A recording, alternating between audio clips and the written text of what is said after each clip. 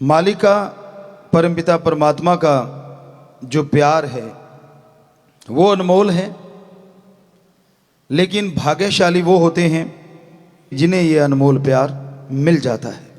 प्यार के आज के दौर में मीनिंग्स बदल गए हैं, मायने बदल गए हैं, क्योंकि लोग सोचते हैं कि जो दुनियावी रिश्ते हैं शायद यही प्यार है। जितने भी दुनियावी रिश्ते हैं उनके लिए भावना है, एक हद तक आप उस रिश्ते से वो भावना निभा सकते हैं। हद से जब आप गुजर जाते हैं तो वो मोह ममता बन जाता है, जिसके लिए आने वाले समय में आपको दुख भोगने होंगे। हद से ज्यादा प्यार किसी से भी कोई करता है, मालिक ना करे, उनमें से अगर कोई चला जाता है तो दूसरा रहे कैसे। हद से ज्यादा प्यार एक से करो जो कभी जाता नहीं, और वो है ओम हरि अल्लाह वाहिगुरु सतगुरु राम। कभी बिछोड़ा नहीं देता, कभी दूर नहीं होता, हर पल हर समय हमारे साथ रहता है, कण कण में जर्रे जर्रे में वो मौजूद है। तो ऐसे परम पिता परमात्मा को अगर सच्चे दिल से याद करोगे, तड़प के याद करोगे, तो उससे एक बार तार जुड़ गई, वो तार टूटती नहीं। चाहे काम वासना क्रोध लोभ मोह अहंकार मन माया कितना भी जोर लगा लें, वो तार इतनी जबरदस्त तरीके से जुड़ती है, उसके लिए दुनिया या ये सातों चोर कोई मायने नहीं रखते। पर इसके लिए पहले अभ्यास जरूरी है, सुमरन करना जरूरी है।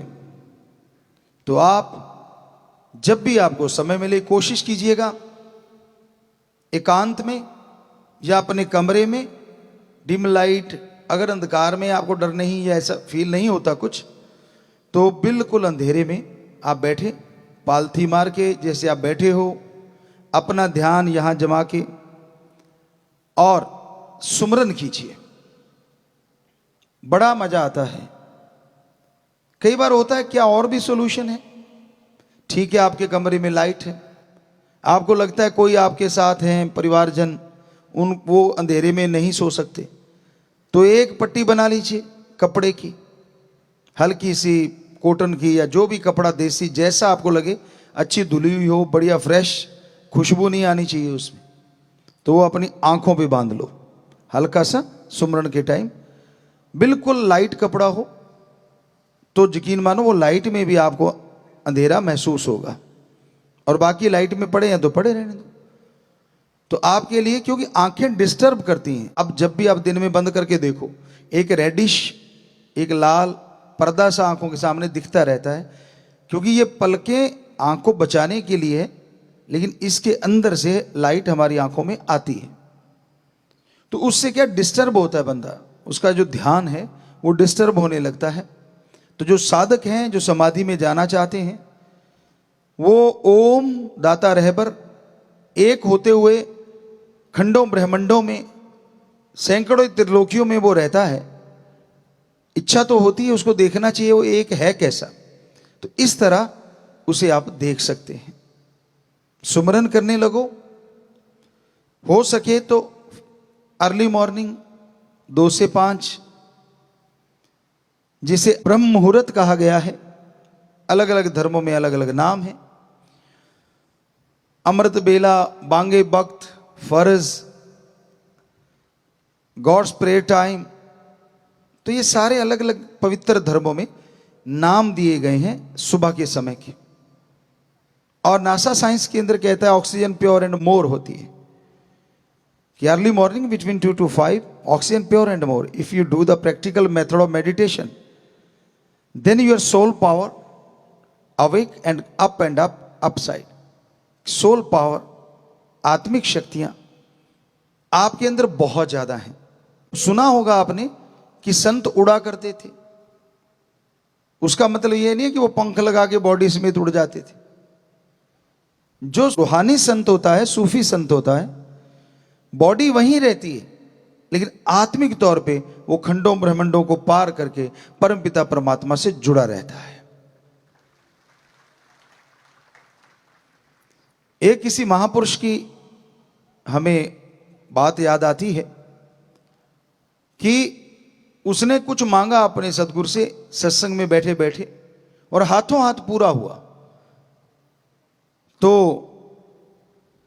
उस मुर्शिद के पास जाके वो मुरीद बोला, गुरु के पास शिष्य गया और बोला, हे गुरु जी, आज मेरे साथ ऐसा हुआ, मैंने ये चीज मांगी, मुझे पल में मिली,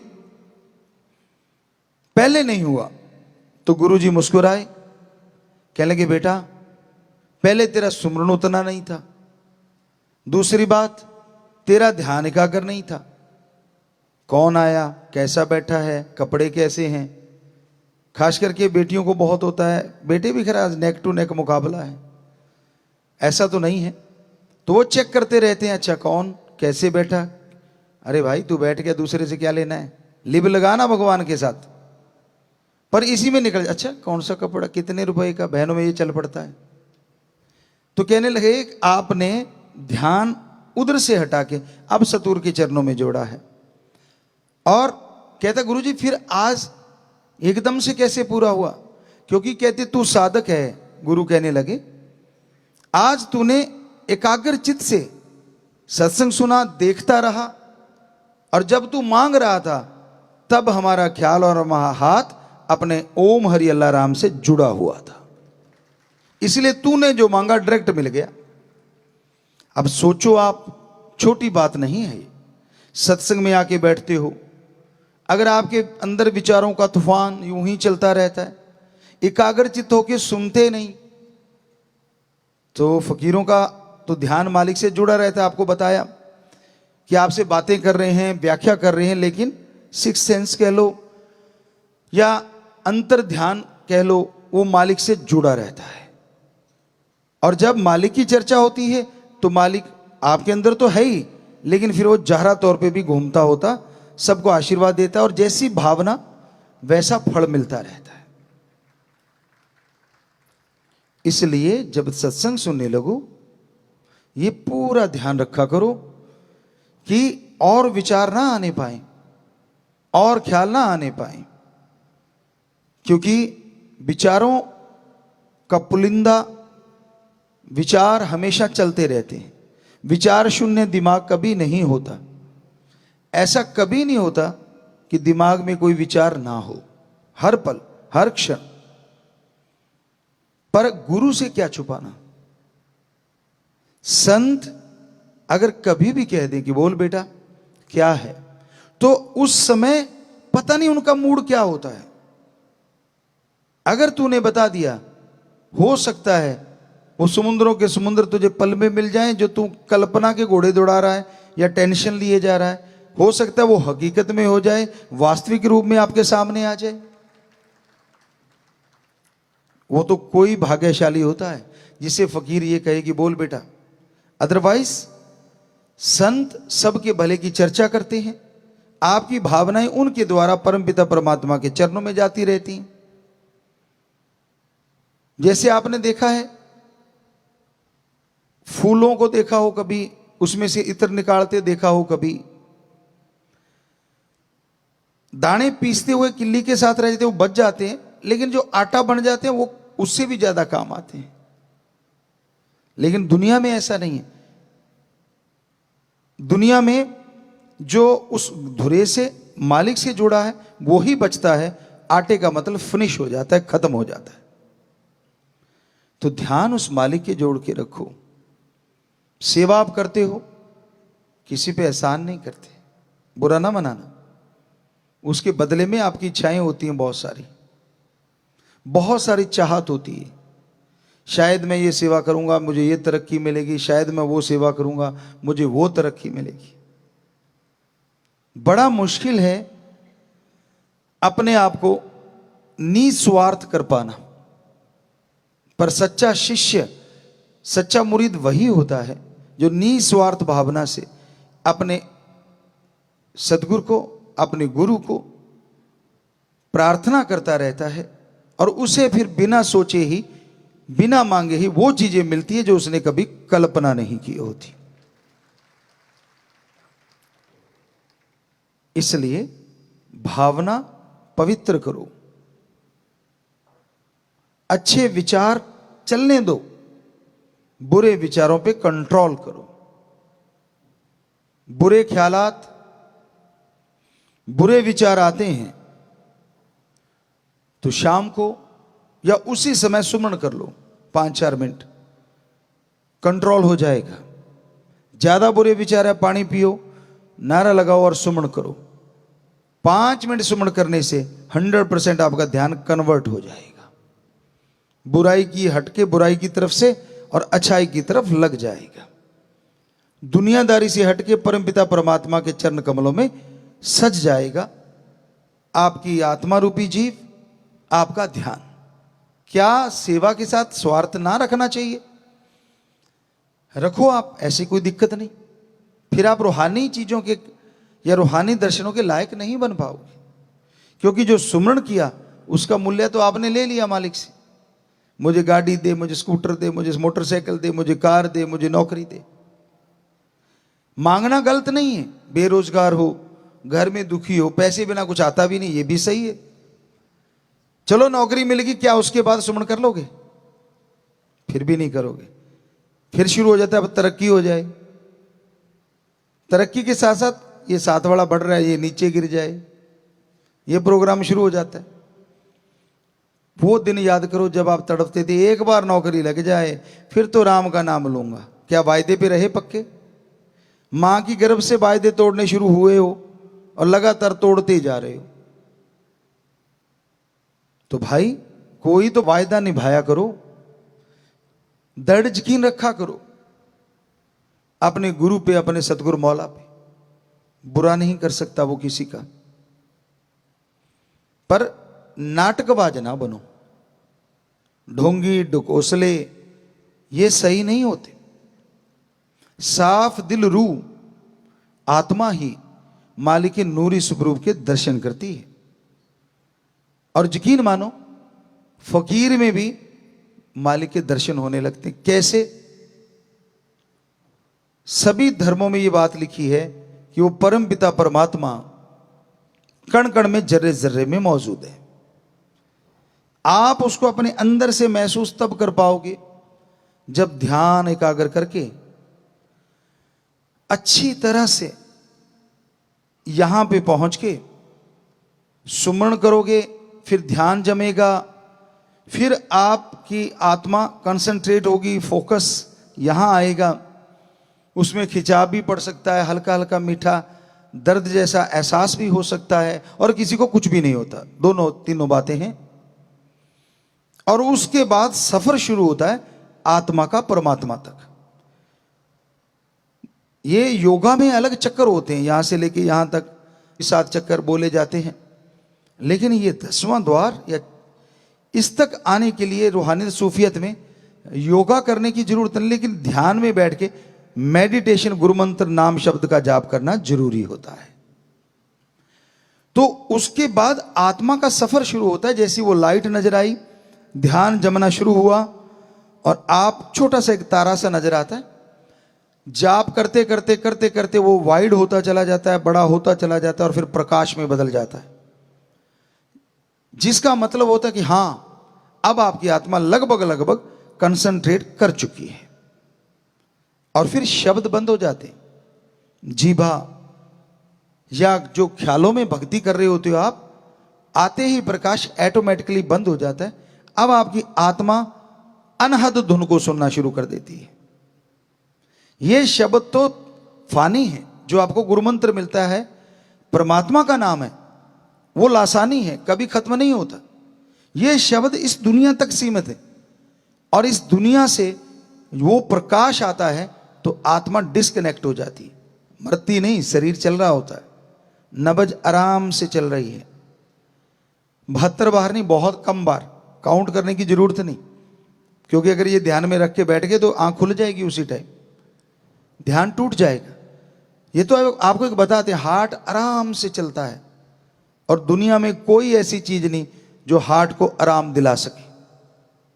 मेडिटेशन सुमरन ही है। और उसके बाद आपकी आत्मा रूहानी सफर शुरू करती है। अनहद बाणी या वो धुन या वो बांगे इलाही या गॉड्स वॉइस एंड लाइट, वो शुरू हो जाती अंदर, और उस आवाज के साथ साथ आत्मा खिंचती चली जाती है। यानी अब है उड़ान, ये है उड़ना। एक भक्त हुए राजस्थान साइड के, पहले वो राजा थे, फिर महापुरुष बन गए, संत बन गए, संत भगत पीपाजी। उनकी ये वाणी है, जो ब्रह्मंडे सो पिंडे जो खोजे सो पावे, कि जो ब्रह्मांड में है वो शरीर में है, जो खोजेगा वो ही पाएगा। तो ये सारे आसमान, एक आसमान नहीं, एक को पार करोगे पता नहीं ये सूरज चांद को पार करोगे कितने चंद्रमा मिलेंगे, आपकी रूह बड़ी हर्षाती चली जाती है। फिर परम पिता परमात्मा की तरफ बढ़ती है, तो लास्ट में ऐसे हो जाता है जैसे एक को ऐसे लाके एक सुई जितनी नोक, उससे निकलती आत्मा फर करके, और ये इस आसमान को, इस त्रिलोकी को पार कर जाती है। फिर खंडों ब्रह्मांडों का सफर शुरू होता है। फिर क्या नजारे हैं, आप सूरज के करीब हैं, बहुत सारे सूरज मिलेंगे, लाखों चंद्र सूरज मिलेंगे। संतों ने ऐसे नहीं लिखा, ये हकीकत है। और जब आप उनके पास से निकलोगे, क्या नजारा आता है, कोई कल्पना नहीं कर सकता। साइंस तो झूठ बोलेगी, क्या कहेगी, संत झूठ बोल रहे हैं, सूरज के पास तो कोई जा ही नहीं सकता, इतनी तपिश है। पर उनको क्या मालूम, आत्मा इतनी पावरफुल होती है, वो सूरज के अंदर से भी निकल सकती है। ये कैसे पॉसिबल है? क्योंकि आत्मा कौन सा ड्रिल मशीन है जो सूरज से छेद करके निकल जाए। आपने फिल्मों में देखा होगा, भूत होता है जो वो कांच के आर पार निकल जाता है दीवार, उसको कोई मायने नहीं रखती। हालांकि लोगों ने डुप्लीकेट ड्रामे बनाए हैं, वो सारे भूत तो होता ही नहीं धरती पे, लेकिन आपको समझाने के लिए उदाहरण अच्छा है। आपने वो देखा होगा, एक भूत है, बंदे अंदर बैठे, कब आ गया वो दीवार से पार निकलता, आदमी नहीं निकल पाता। तो ऐसे ही आत्मा होती है, जो प्रभु का नाम जपते तो उसमें इतनी ताकत आ जाती है कि वो कई सूरजों से बढ़ के उसमें प्रकाशमय हो जाता है। तो ये छोटे मोटे सूरज उसके लिए क्या मायने रखते हैं, उनके अंदर से निकलती है, पास से जा सकती है, इतनी पावरफुल हो जाती है। और उसको तपिश तो क्या, हर चीज में ठंडक एहसास होता है। और यूं करते करते लाखों चंद्र नक्षत्र ग्रह के पास से गुजरती हुई आत्मा फिर सारी त्रिलोकियों को त्याग के, सारे ब्रह्मांड को त्याग के, तब भी सुई जितनी नोक उसमें से आत्मा निकलती है। और अब शुरू होता है परम पिता परमात्मा का वो रूहानी इलाका, जिसमें नीचे इससे पहले बहुत सारे काल ने भरमाने के लिए चीजें बना रखी। सोने जैसा पानी है, और बहुत बड़े बड़े आम, मान लीजिए जो आपने कल्पना नहीं की, इतने खूबसूरत हीरे लाल जवाहरत के पेड़ भरे हुए हैं, चारों तरफ चमक होती है, चमक दमक, जिसको आप देख पाते खुली आंखों से, नजारा बंद जाता है, बड़ी खुशियां मिलती हैं, और आत्मा बढ़ती चली जाती है, बढ़ती चली जाती है। और इन चीजों को जो पूर्ण गुरु से नहीं चिताए हुए, वो यहीं अटके हूरें, जो कही जाती है ना, हूर का मतलब बेहद खूबसूरत परी-परा। यानी अपनी भाषा में बोलें तो आपने कभी ना देखी हो ऐसी खूबसूरती, औरत और मर्द के रूप में वहां आपको नजर आएगी। जो पूर्ण गुरु के चिताए नहीं होते, वो आत्मा फिसल जाती है और वहीं अटक के रह जाती है। बड़े बड़ी हस्तियां यहीं तक रुक गई, क्योंकि वो काल का सुनहरी जाल है। मन माया काम वासना क्रोध लोभ मोह अहंकार को जब तोड़ के आत्मा निकल गई, तो लास्ट में काल आता है, महाकाल। तो वो इस तरह से जीवों को भरमाता है। पर पूर्ण गुरु की चिताई आत्मा उनको देखती है, सारी चीजों को आनंद महसूस करती है, लेकिन अपनी धुन को नहीं छोड़ती। और वो फिर जब सुई की नोक आपको बोला था, वो जगह आती है ताकि थोड़ा दर्द का एहसास हो। वो भी काल का ही डिजाइन है, जो कहीं ना कहीं गुरु पूर्ण तो थे पर उतने पूर्ण नहीं। तो वो इस सुई वाली नोक पे अटक जाती है, आगे नहीं निकल पाती।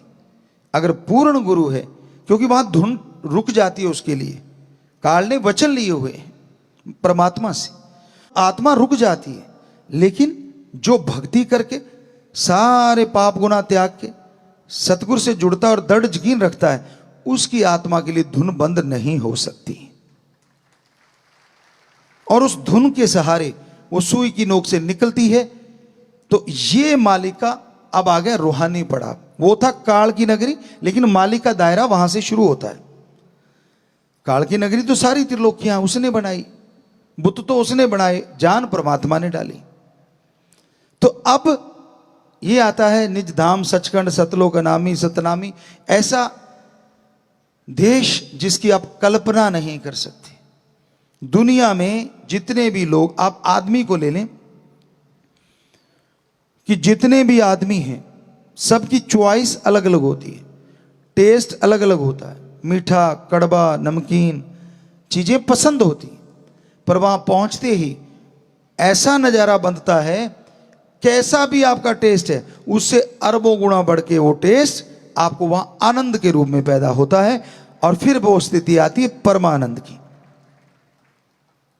अब पूर्ण गुरु है, पूर्ण सतगुरु फकीर है, तो मालिक को सबसे पहले उस रूह को उस रूप में रूहानी दर्शन देने होते हैं।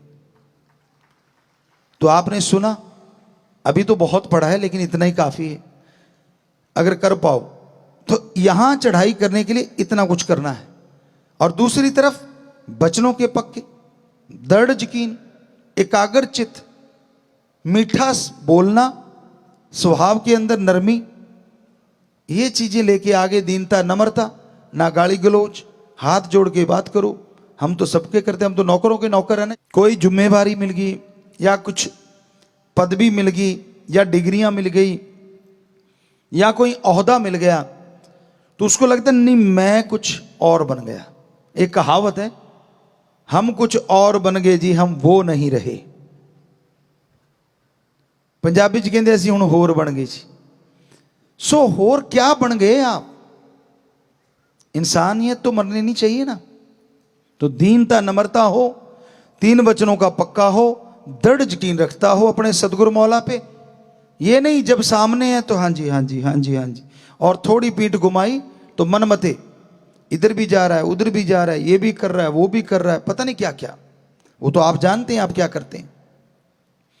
संत झूठ नहीं बोलते, गला कटवा सकते, झूठ नहीं बोल सकते। तो सच यही है कि ये सारी चीजें त्याग के जब आप अपने सदगुरु पे 100% दृढ़ यकीन कर लेते हैं कि वो अनजाने में भी कोई वचन कर दे तो उसमें राज होता है। जब ये स्थिति आ जाती है और फिर सत्संग में आके बैठो, ध्यान जमा के रखो और एक एक बात को कानों में उतारते चले जाओ। वो जो चढ़ाई में इतना समय लगा था, हो सकता है परमपिता परमात्मा आपके गुरु के रूप में आपको रूहानी दर्शन दे दे एक पल में। अब दो ही रास्ते हैं, एक समाधि लगा के सुन समाधि में जाओ, उसके लिए हो सकता है पता नहीं कितना टाइम लगे, और ये बड़ा आसान तो ये भी नहीं है कि तीन वचनों पे दृढ़ यकीन करना है, विश्वास रखना है, तीन वचनों को काटना नहीं है। निगाह से भी कोशिश करो ना कटें, ख्यालों से भी ना कटें। चलो ख्याल कंट्रोल में तब तक नहीं जब तक सुन समाधि में नहीं जाते। उसके लिए बोल दिया 5 मिनट सुमन करो, पर जब सत्संग में आके बैठो, एकाग्र चित्त, ध्यान जमा हो और कान खुले हों, ओपन माइंड, ना कि नैरो माइंड। तंग दिली से मत बैठो, खुले दिमाग से बैठो। सुनेंगे ध्यान से, मानेंगे और ध्यान जमा के रखो। पता नहीं कौन सा वो पल आ जाए जब आपके संत पीर फकीर में परमपिता परमात्मा जाहिर नजर आ जाए। कितना आसान तरीका है। हम तो हमेशा आके ये नजारा ही देखा करते थे। ये नहीं आपको कहेंगे हम सुमन नहीं करते, वो तो सतगुरु जन्म से ही उन्होंने जोड़ा हुआ था, वो एक अलग चीज है। 5-6 साल के तो हम वैसे ही जुड़ गए थे, 6 साल के में भी। तो कहने का मतलब सुमन तो करते ही थे, समाधि में जाते ही थे, सब कुछ ये तभी तो एहसास किया। पर जब बेपरवाह जी के सामने आते थे तो ये नहीं होता था, बस एक टक उनको देखना। आपको कहते कभी कभी, हमारा तो बैठते कनेक्शन स्टार्ट हो जाता था और जुड़ा ही रहता था। वो चल रहे हैं, उनके चरण कमल बढ़ रहे हैं आगे को, लेकिन क्या नजारा, क्या रूहानी नजारा।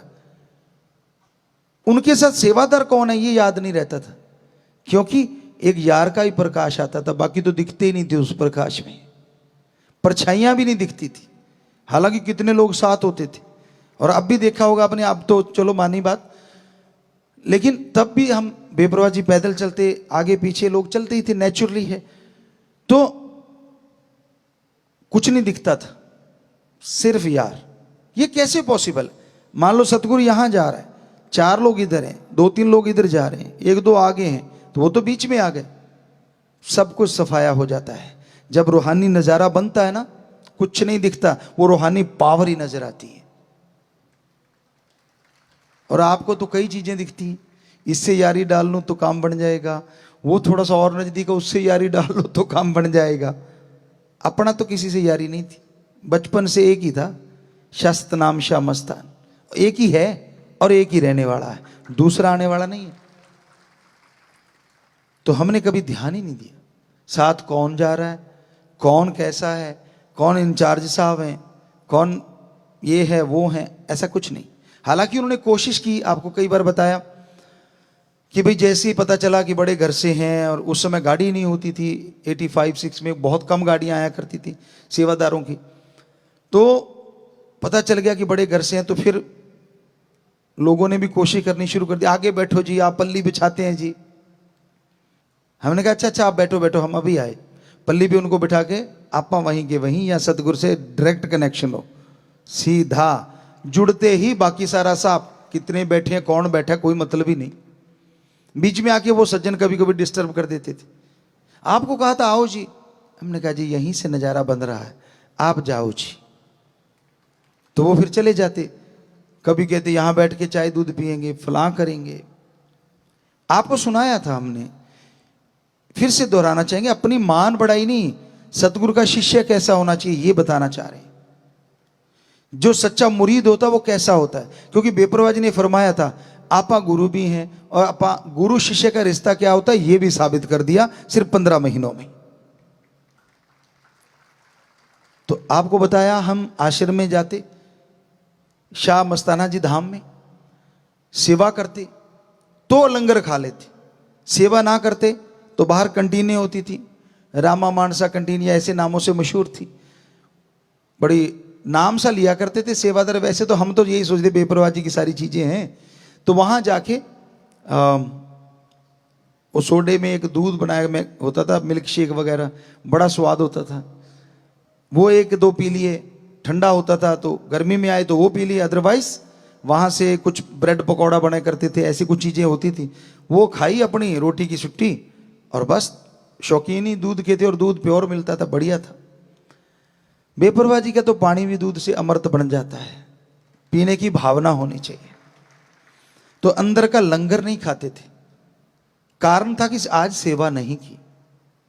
आप जरा सोचिए, आप कह रहे हैं हमने कुर्बानी दी है, आप क्या क्या खाते हैं और उसके बदले में आश्रम को क्या क्या लौटाते हैं? कभी सोचा है? कभी ये इस बारे में विचार किया है? गुरु कमी नहीं छोड़ता, वो तो दाते भी बख्शेगा, खान पान की कमी नहीं बख्शेगा, लेकिन खा पी के सोते रहे तो ये मामला यहां तक आ जाएगा, और फिर रोग बीमारियां लगेंगी। अच्छा है सेवा करो फिर खाओ, या खा के सेवा कर लो, कोई फर्क नहीं पड़ता, पर अगर आप जितना खा रहे हो उतनी सेवा में लुटा नहीं पा रहे, तो जरा कल्पना तो करके देखो आप कर क्या रहे हो, अपनी बंदगी खत्म कर रहे हो, भक्ति कट रही है। और छोड़ो, हमारे बापूजी, एक छोटी सी बात उनकी ख्याल में आई,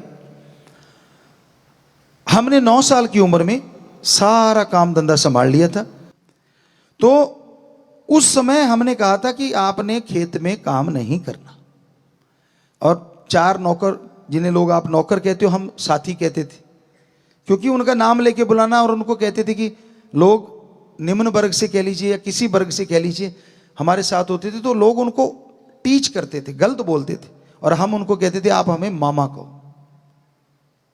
गलत रिश्ता नहीं, मामा, मां का भाई। मां का देवर जेठ बनते हैं लोग सारे, मां का भाई कोई नहीं बनता। हम बनते थे कि मामा बोलो, तो वो मामा ही कहते थे। तो उनको हमने बोला कि 9 साल की उम्र में, उनकी 15-16 थी, एक तो आज भी है वो ज्यों का त्यों वहां सेवा कर रहा है। तो उसको हम उन सभी को कहते कि अगर बापूजी इधर आ जाए ना, काम नहीं करने देना। कहते हम कैसे रोकेंगे, बड़े हैं वो तो। हमने कहा यार आपा करना है काम, उनको अब वो देखें बताएं, वो बता दिया करो, आपा वैसा कर लेंगे, लेकिन काम नहीं करने देना। अब हमारे बापूजी तो काम बहुत ज्यादा करते थे फादर साहब। अब उनको एकदम काम छूट गया तो थोड़ा अजीब लगता है। तो हम स्कूल जाते, अब स्कूल की तो पता है कि छुट्टी, रिसेस टाइम, ये वो सारा उनको पता था कि इतने बजे तक फ्री होंगे। तो वो खाना खुना लेके जाते और वहां जैसे दौड़ बांध रहे होते, बट्टा पाਉਂਦੇ, पंजाबी च कहते बट्टा पाਉਣੀਆਂ, जिंदरी नाल। वो एक होता है, एक दबाता है और 2 लोग खींचते हैं, तो वो दौड़ बनती चली जाती है। तो लग जाते जाके, अच्छा क्यारे बनाने आ जाओ, कस्सी चलानी आ जाओ, वो लगे होते और एक आदमी को टीले के ऊपर खड़ा कर देते। कहते अगर वो आ रहा हो ना, हमें कहते बता देना। और जब भी हम पहुंचते, झट से जाके छाया के नीचे आराम से बैठे होते। हमने कहा अच्छा आप आराम कर रहे हो, 4 पे डाली होती। हाँ कहते हाँ हाँ सारे बच्चे बढ़िया काम कर। हमने आपने तो ना ना, मैंने हाथ धोए होते सारा, ऐसे जूते जाते झाड़ के साफ करके बैठे होते। हमने कहा हाँ आपने कुछ नहीं किया। कहते ना, हमने ठीक है हम कुछ नहीं करते। जाते यहाँ डौलबंदी होती थी। हमने कहा ये सीधे वाला पैर लीलू, एक लड़के का नाम था, या और बच्चे थे, उन सबको ये तेरा पैर तो हो नहीं सकता, इसका मतलब। कहते नहीं नहीं मेरा ही पैर है। बेचारे नो वो बच्चे कहते, कई चुप हो जाते। तो हम तो जानते थे कि फादर साहब के पैर का निशान है, कि वो बिल्कुल सीधा चलते थे, थोड़ा सा हल्का सा नहीं तो सीधा ही थे। तो हम उनके पास जाके बैठ जाते। हमने कहा अच्छा जी आपने कुछ ही नहीं किया। कहते तू सारा देखा है, अब छुपाऊं क्या। तो हम हंस पड़ते। तो हमने कहा फिर अब ऐसे चलो शुक्र है आप बैठे थे, दिल में सोचा, लगे रहते तो कौन सा हम हटा लेते, अंदर से सोचते। तो हमने कहा फिर, कहते बेटा असली बात ये है, मैं जितनी रोटी खाता हूं ना, उतनी अगर यहां मेहनत नहीं करूंगा तो वो रोटी मेरे हजम नहीं होती। मुझे लगता है मैंने कोई कमाई नहीं की, ये तो इन बच्चों ने मेहनत की थी, उनकी बनाई फसल मेरे घर आ गई, मैं एक नाम मेरे जमीन है, इस वजह से खा रहा हूं। ये कौन सा तरीका है, उतना तो करूं जितनी रोटी खा सकूं। तो हमने कहा जितनी रोटियां खाते हो, हमने कैलकुलेट कर दिया, इतनी खाते हो और इतना कर लिया करो, रोज के 15 मिनट या 10 मिनट। हमने भी कौन सा कम थे, हम भी तो कैलकुलेट में बहुत ज्यादा वो हैं। तो हमने कहा ठीक है। कहते यार तूने तो बिल्कुल ही चारों तरफ से बंद कर दिया। हमने कहा आप रोटी लेके आते हो तो। कहते ये सारा 2 किलोमीटर बनता है, 2.5 किलोमीटर। कहते हम तो बस अड्डे पे भी जाते थे तो उस पर जाते थे जो 9 किलोमीटर दूर है, और सिर्फ 50 मिनट में चले जाते थे 8-9 किलोमीटर। कहते तब मजा सा आता था कि हाँ कुछ किया है। या कहते तब होता था जब 30 किलोमीटर से 50 किलो का गट्टा सिर पे रख के और ऊंटनी पे पूरा लाद के और आगे से मार पकड़ के लेके आते थे, और बातें करते करते 30-35 किलोमीटर निकल जाती थी। कहते तब तो मजा आता था। हमने कहा जी वो बड़ा मजा आपने बहुत ले लिया, अब 15-20 मिनट काम कर लिया करो। सो कहने का मतलब कि वो क्या कहते, जितना मैं खाता हूं उतना मुझे खेत में काम करना चाहिए, ताकि मुझे लगे कि मैंने जो फसल मेरे घर में आई है, मैंने भी उसमें अपनी मेहनत हक हलाल की कमाई करी है। वो तो अपने एक खाने के लिए बात। आप जरा सोचिए, कभी दिमाग लगाया करो, ये दोनों जहां के मालिक का लंगर भोजन है। शास्त्र नाम शाह मस्तान जी दाता, क्योंकि उससे जुड़े हैं तो नेचुरली दोनों जहान खाओगे। ये आम नहीं है कुछ। हालांकि हम चेक करते हैं, रोजाना लंगर भोजन खाते हैं, ऐसा नहीं जो लंगर आप खाते हो वो भी हम खाते हैं। ये नहीं कि दूसरा नहीं खाते, थोड़ा सा। हमारी खुराक बहुत कम, आप सुनोगे तो मानोगे नहीं। हम आटा जो है वो सिर्फ और सिर्फ 11 या 14 ग्राम लेते हैं, यानी एक पूरे दिन में, क्योंकि ज्यादा आटा नहीं लेते। तो हरी सब्जियां बहुत लेते हैं, दाल ले लेते हो थोड़ी लिमिट में। सो बच्चों ये जरूर ध्यान दिया करो। आप सेवादार हो ज्यादा आज, इसलिए आपको हम नहीं कहते कि लंगर ना खाओ, सेवा नहीं करते, जरूर खाओ। दूर दराज से चल के आए हो, रो काटता है, पर काश आप चलते चलते हो सकता है कागज उड़ रहा हो, कोई पॉलीथीन पड़ा हो, वो भी उठा के अगर कचरे के डिब्बे में डाल दिया ना, खाने जितनी तो सेवा बनी गई। ये लंगर आम लंगर नहीं है। साईं जी ने 1948 से लेके अब तक इसके लिए वचन किए कि खाएगा टेंशन, बीमारियां, परेशानियां पता नहीं कितनी दूर हो जाएंगी, और अब राम से सतगुरु से आशिकी भी बढ़ जाएगी।